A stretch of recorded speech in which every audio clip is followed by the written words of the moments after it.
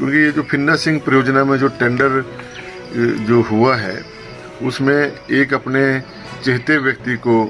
लाभ देने के लिए जो है उसमें जो बोगस एस्टिमेट्स बनाए गए और जो केंद्र से जो पैसा स्वीकृत हुआ है 90-10 की रेशो में, उसको जब जॉइंट वेंचर में जो काम होना चाहिए था वो सिंगल व्यक्ति को काम देने की तरफ जो है सरकार जा रही है। जो एक सरासर जो है केंद्रीय जो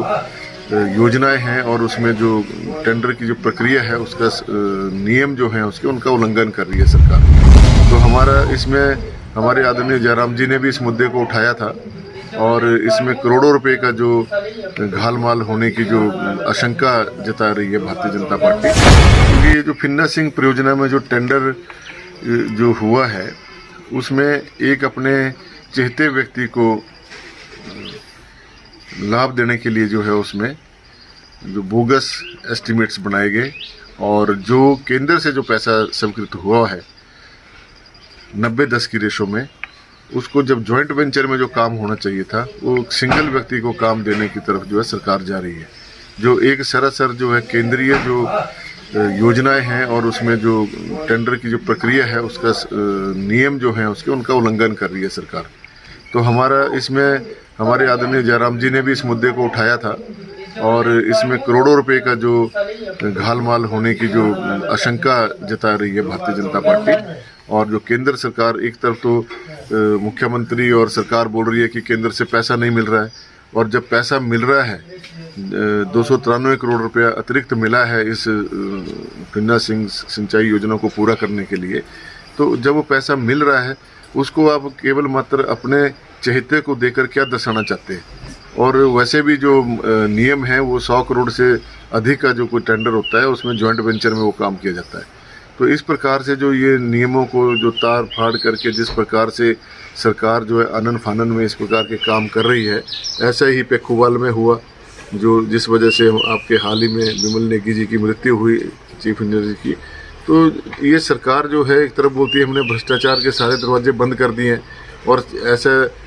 प्रतीत होता है कि सरकार हर मुद्दे के ऊपर झूठ बोले जा रही है और उनके झूठ का कोई अंत नहीं है। भ्रष्टाचार में पूरी तरह से अखंड डूबी हुई है और जो केंद्रीय योजना है उनके पैसे को जो है खुर्द-बुर्द किया जा रहा है। तो इसकी जो जांच होनी चाहिए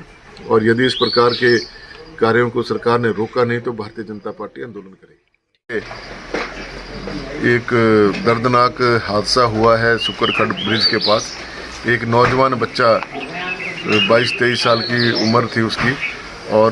स्कूटर लेके जा रहा था, वो एक ट्रैक्टर के साथ उसकी एक्सीडेंट हो गया और वहाँ उसकी जो है जब उसको भोटा पीएच में ना तो वहाँ डॉक्टर थे और ना ही वहाँ कोई ऐसा प्रावधान था और आनन फानन में वो उस बच्चे को दूसरे हॉस्पिटल में ले गए जहाँ उसकी मृत्यु हो गई।